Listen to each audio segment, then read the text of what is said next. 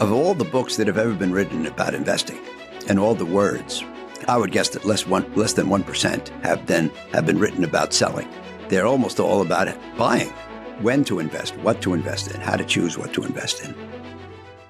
One of the big challenges is, of course, how long you ride the wave.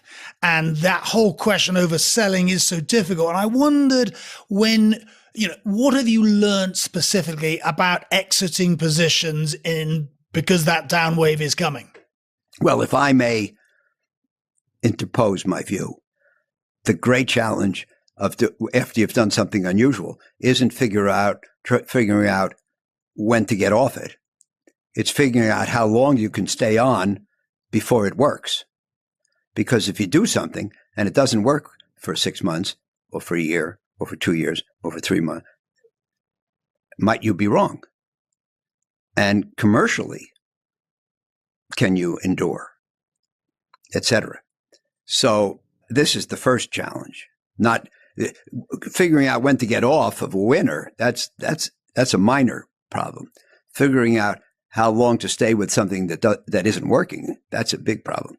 And I use all these sayings in the memos in my books and that I've learned from other people, and I've learned so much.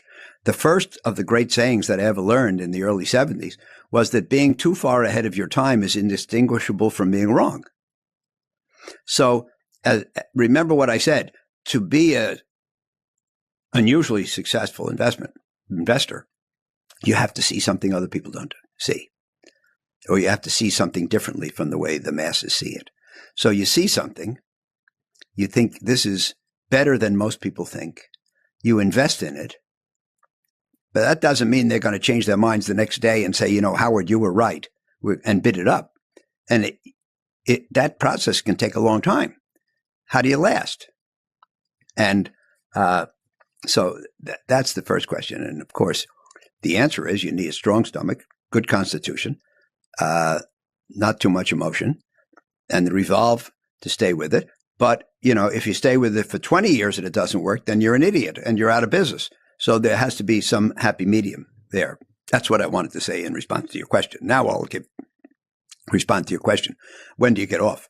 And it's interesting because of all the books that have ever been written about investing and all the words, I would guess that less than 1% have been written about selling.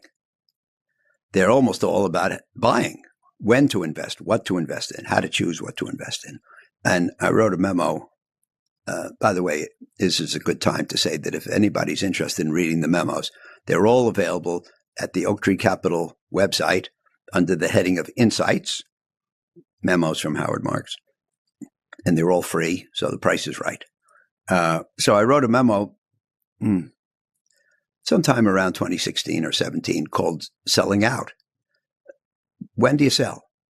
And, most people, I say, half facetiously, I say that most people sell for two reasons. They sell things because they went up, and they sell things because they went down. They went up, and they say, I better sell some, because if it goes back down and I haven't harvested any profits, I'll kick myself and I'll look like an idiot.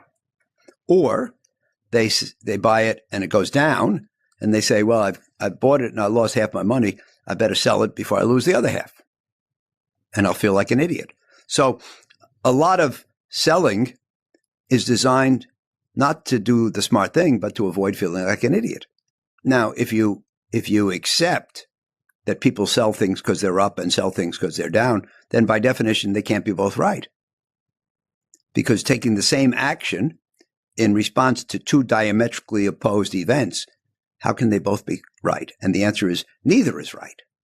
You shouldn't sell things just because they're up, because if they were a good buy in the first place, maybe they have further to go. And you shouldn't sell things just because they're down, because if they were a good buy in the first place, maybe they're better now that they're cheaper. So selling because something's up or selling them because something's down, neither one is right on its face. Right. There can be personal, situational reasons to sell, like you need the money, or you need $10 million to retire and you're at 15. And if you go back to at 6, now you don't have enough money. So there are legitimate reasons to sell which are unrelated to the merits of the investment. But if you're free from those and you're just concerned about the merits of the investment, then obviously there's only one reason to sell, which is you reanalyze it. You examine your prior thesis. You look to see if your prior thesis is still correct. You look to see if there is still room for appreciation under your prior thesis. You maybe reformulate your thesis to update it. And then you say, is it an investment I would make today? And if the answer is absolutely not, then you probably shouldn't hold it. But, most people who are doctrinaire, who are, I would say, smug, say everything's either a buy or a sell. I don't think that's true. I think there are things that legitimately holds. That is to say, you bought it when it was 10. Now it's 20. You update your thesis.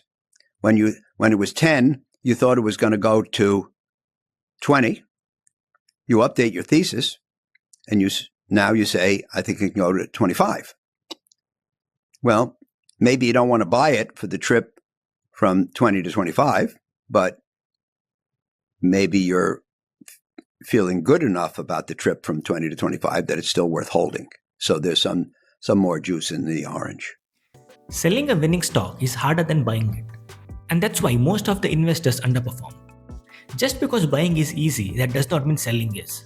And that's where emotions take over. So in this video, I'll give you a simple checklist to decide when to sell your stock. Now think about this. Why would anyone sell a stock that keeps going up? But here's the truth. No stock goes in a straight line. Even the biggest winners fall again and again before going higher. The real question here is not when it rises. It's when it falls. What do you do?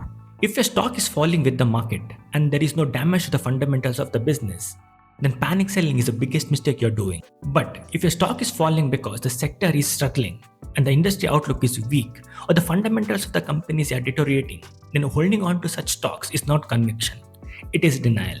Now flip the situation. What if your stock is continuously rising? Should you never sell? Not really. You should consider selling when the valuation of the stock is too expensive, when the growth outlook is uncertain, or earnings expectation starts weakening. So here's a checklist. When falling, check if it is market-wide or company-specific, and check if the fundamentals are intact. When rising, check if the valuations are overstretched. Check if the future growth is still strong. Use this checklist every time when you have to decide between holding or selling a stock. Because in investing, knowing when to sell is as important as knowing what to buy.